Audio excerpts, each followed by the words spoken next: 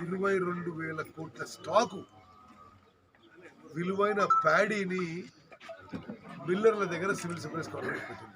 అది కాకుండా 50,000 కోట్లు. మళ్ళీ కార్పొరేషన్ ఇప్పుడు 11,000 కోట్ల నష్టాల్లో ఉంది.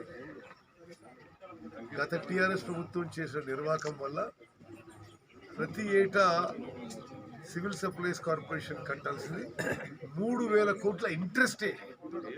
అంటే ఎంత అసమర్థతగా నడిపించిండ్రు, ఎంత ఒక రాజకీయ దురుద్దేశంతో నడిపించిందంటే ఇక్కడ స్టాక్ పెట్టుకోవడానికి సరైన స్థలం లేదు, ఉన్న స్టాక్ ఖరాబ్ అవుతుంది.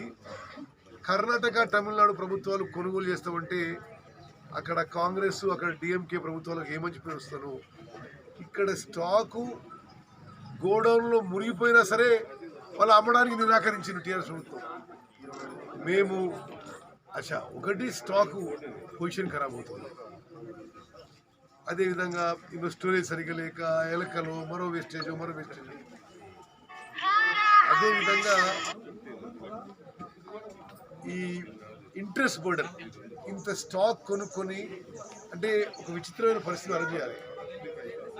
రైతులకేమో బ్యాంకుల నుంచి రుణం తీసుకుంటుంది కార్పొరేషన్, రైతులకి వరికి పైసలు కడుతున్నారు.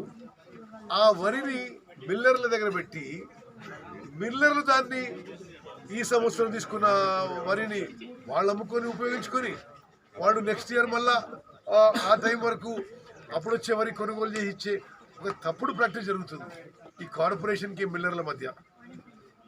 అంటే ఇది ఆ ఇంట్రెస్ట్ బర్డెన్ వేస్టేజ్ కార్పొరేషన్ మీద పడుతుంది, 1,000 కోట్ల ఇంట్రెస్టే పడుతుంది. సరి అయిన స్టోరేజ్ స్పేస్ కూడా కల్పించలేదు. అందుకోసం వాళ్ళు చెప్తున్నట్టుగా రేషన్ డీలర్లు ఇప్పుడు వచ్చే సరుకు 45-46 కిలోల బ్యాగ్, 50 కిలోల బ్యాగ్ అంటే 4-5 కిలోల నష్టం ఎవరు భరించాలి? వీళ్ళైతే భరించలేరు కదా, బీదోళ్ళే భరించాలి.